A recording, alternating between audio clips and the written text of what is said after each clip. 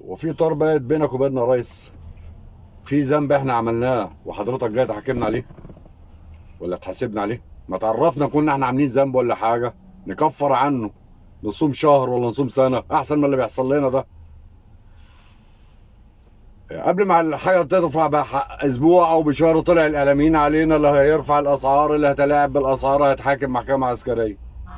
ولا شفنا حد اتحاكم محكمه عسكريه ولا محكمه مدنيه ولا حتى قاعده عرفيه على السجاده. وتطلع علينا المحللين وما ادراك من المحللين في اي حكايه رايحين وفي اي سبوبه.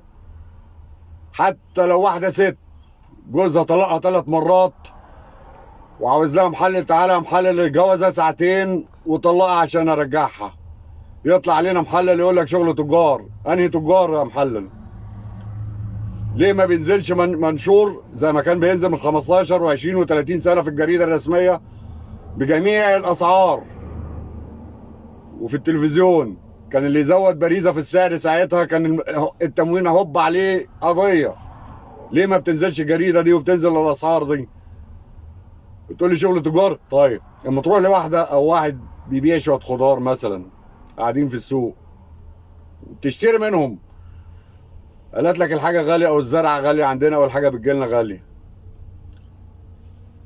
طيب سيبك من دول، جايز هم اللي بيزودوا علينا الحاجه والتسعيره.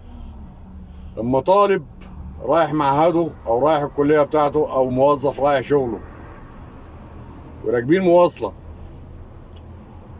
الاجره زادت ليه يا فندي؟ قال البنزين والجاز غلي. يبقى ده شغل تجار؟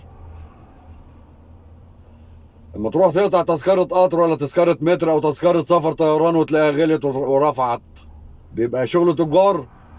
انهي تجار قصدك؟ ولا قصدك التجار الكبيره اصحاب البلد، قصد اصحاب الوكاله؟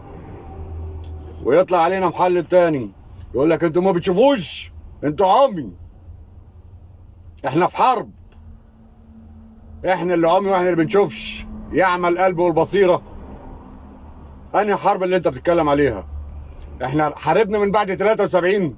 في حرب اشتغلت عندنا من بعد 73 ولا في حرب جت واحنا مش شايفينها كانت لابسه طاقية لخفه؟ انهي حرب اللي بتتكلم عليها؟ ولا اقول لك فعلا احنا في حرب، واكبر حرب ابصم لك بالعشره ان احنا في حرب. حرب المنافقين والظلمه اللي زيك بتحاربوا في الحق. هي دي الحرب اللي دايره عندنا. قولوا لي يا محللين، قولوا لي يا اعلاميين، قولوا لي يا فنانين، يا رقاصين، يا طبالين، يا سباكين، يا نجارين، يا سواقين، يا مزارعين، قولوا لي، قولوا لي يا رجال الدين مسيحي واسلامي، قولوا لي يا رجال الاعمال، قولوا لي يا شرطتنا، يا جيشنا، يا مخابراتنا، يا قضائنا، مين اللي بيتلاعب في الاسعار ومين اللي بيزود علينا الاسعار؟ او مين اللي المفترض يتحاكم محكمه عسكريه؟ وزير البترول ام رئيس الوزراء ام رئيس الجمهوريه ام الشعب؟ سعيده يا محللين.